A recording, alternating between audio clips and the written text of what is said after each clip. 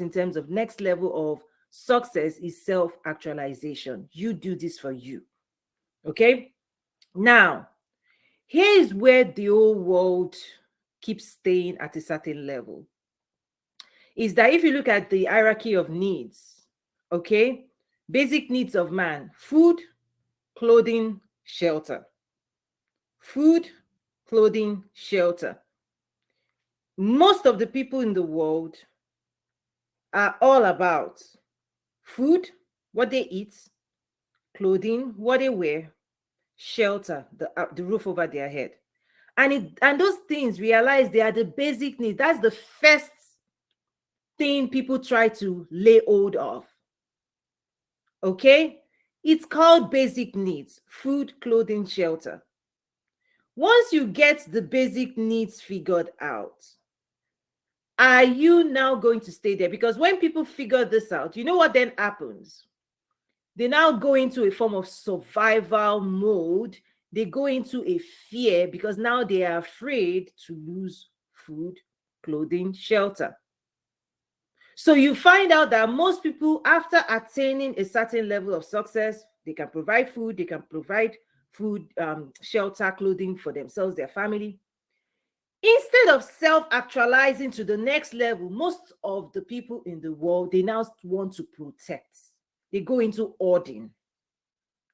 Instead of going into the next dimension, they now go into, you know what? I want more food. I want more clothing. I want more shelter. They go into hoarding. More of the basic things in life. That's what most people do. But those who actually go next level, they step back and they start thinking about purpose, legacy, impact, transformation, creativity, productivity, more. But most people, once they take the basics of life, they now start like there's something just takes over. Literally, fear takes over. Because of how much of the work they had to do to get the basic, right? They barely got themselves into this space where now food, clothing, shelter, you can attain it. Now they don't want to lose it. Now they go into fight or flight mode. Now it's all about more food, more clothing, more food, right? Like it's like that's why the consumer mindset goes into consuming more of the basic. How many clothes do we need? How many houses do you need, right? Those are the basics. Those are the fundamentals. So you will now find out those who self-actualize, those who move away from the basic, those who are secured in themselves, that the basic is no longer an issue for them. They are able to use their life to achieve more, right, for other people. You realize that now they can achieve more, but only few people get to this realization that there is more to life than the basics. Only few people do that. Only few people start thinking about creating impact in the world. Only few people start thinking about, you know what? I've got enough talent, not just to gather food for myself, but I can create something that also creates a livelihood for other people. I can teach other people something. I can make other people's life better. Because that basic need, right? Once they get it for themselves, can you now get it for other people? No, not everybody thinks like that.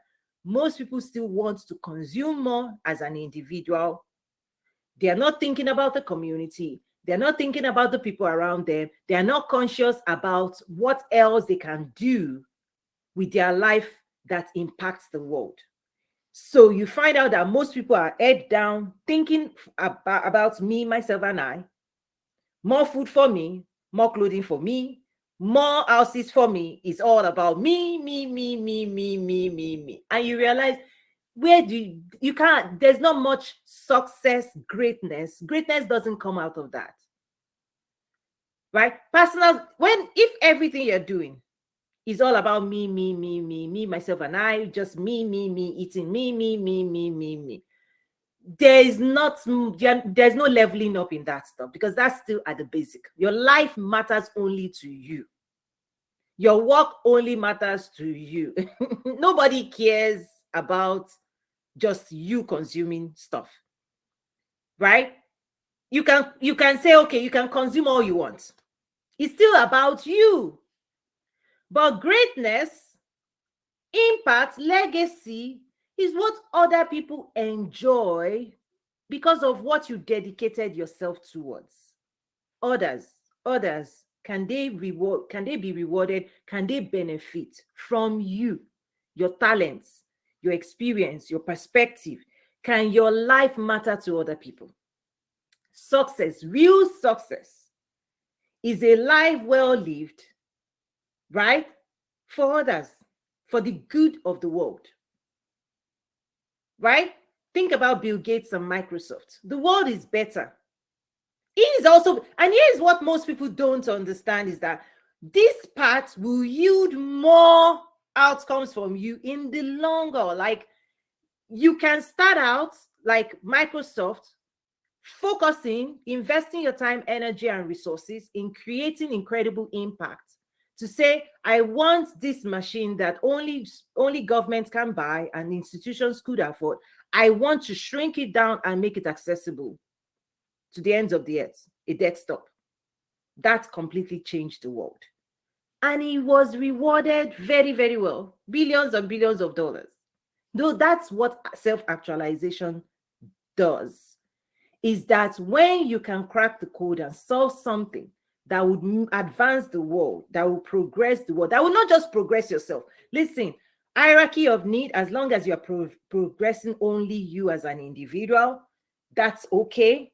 You're still serving your basic needs. I'm talking about those who self-actualize. They meet the basic needs, not just of themselves. They meet the needs of the world. They solve for the world, and then the world rewards them, and they build legacy. Okay? So leveling up is the investment you will make in yourself that will help you be more creative, be more productive, create value, and impact the world. Because if all of this for you is all about me, myself, and I, just get the job, keep a life simple, live good, fantastic. Listen, there's nothing wrong with that. Absolutely nothing wrong with that. But I know you have so much more inside of you that you could contribute to the world. It's a miss. It's a miss. You can make somebody else's life a little bit better. If you would just look up for a moment, instead of me, gathering, ordering, me, food, clothing, shelter, me, more food, just for me. How many food would you eat? How many, me. Isn't that the crisis, the consumerism that we found ourselves in? Yes, most people in the world are consumers. Why? Consuming for themselves, by themselves, for themselves, right? Those who move themselves out of that base, that's the base of the world. That's the lowest rank in the world. That when every waking moment, you're using it to consume, personal consumption, me, myself, and I. It's the fundamental. There's nothing fantastic. It's basic. That's why they say basic needs. But people who level up, who move up this hierarchy, something flashes in their mind and they realize, whoa, because even the world of entrepreneurship is that way. Those who enter entrepreneurship with the wrong mindset, think I want to make money, they will struggle. Because entrepreneurship is rewarding you. It will reward you for creating value. Other people, if they value what you created, then they will pay you. If they don't value you, they keep moving, they leave you alone. So even the mindset people enter entrepreneurship with, the mindset you enter entrepreneurship with will help you. This will help you when you know entrepreneurship is you bringing your skills, talent, and resources to create value for people, and then you price it. So, but if you think entrepreneurship is about you yourself, that's why people struggle. That's why people go through stress, go through pain. The world doesn't owe you anything. The world doesn't have to fall in love with what you've created. I hope you realize that. Many people who enter entrepreneurship with an entitlement mindset like this, they will soon cry. You know what I mean, cry? This is the pain, the agony of when you make assumptions about your creation and the world tells you you didn't listen to us. That stuff you created, not for me. It's very painful. But the humility that comes into entrepreneurship is when you humble yourself and you go back to the drawing board and you realize that you're actually in service to man. And when you serve man, product and services, I'm not talking about NGO, when you serve people that agree they need, that what you've created is of great value to them, that's when they reward you to, for those things. Now, the major difference between NGO and for-profits, I share these things because when I work with different people, I try to help people understand the mindset. NGO, for-profits, they are both structures. They both have overhead. The major difference is for not-for-profit, the person you are serving, you already know they cannot pay you. They cannot afford to pay you. So you lean on donors to still create value in the world. So you create value and you give it free to the people because you perceive, right, that the cost of creating that value, they cannot cover it, right? So you use the money, the investment of your partners, your sponsors, on and on and on, your donors, to continue to operate, right? But the word of for-profit is, if you eat my cookie, if you eat my product, if you consume, then you are responsible. Is that you are holding the consumer responsible for rewarding you plus, right? Plus your profits. Major mindset different. But both entities, listen, you're working really hard to create value. You're working really hard to impact the world. You're working really hard to serve the world. You're working really hard to make the world a better place. Okay? And only self-actualized people, those who can think beyond their own needs, will ever do this work well. Only those who can see people, who can seek to understand people, the struggle of people, the challenges of people, the passion of other people, okay? The psychology of other people, the mindset of other people, and empathize enough and be moved enough to say, you know what, I can solve that for you. I can solve that for you, whether for profit or not for profit. Only those who can look beyond their own need can do this work well.